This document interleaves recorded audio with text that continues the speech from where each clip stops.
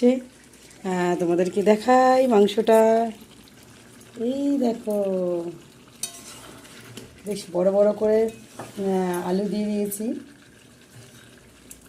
একটু হবে এখনও, খাসির মাংস তো এমনিই একটু সময় লাগে হতে। বেশ একটু তেল ছাড়ছে, দেখতে পাচ্ছ? এই যে সাইড থেকে একটু তেল ছেড়ে দিয়েছে। এবার আরেকটু হলেই হয়ে যাবে।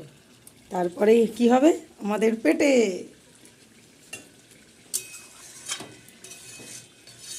তো অনেক কিছুই রান্নাবান্না করলাম, শুধু এইটাই বাকি আছে। এই মাংসটা রান্না হয়ে গেলেই ব্যাস রান্না শেষ।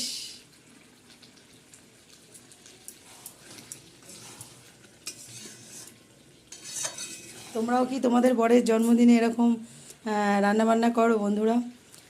বলো তো কমেন্ট করে। আমি কিন্তু করি, আমার খুব ভালো লাগে। খালি বরের জন্মদিন বলে কোনো কথা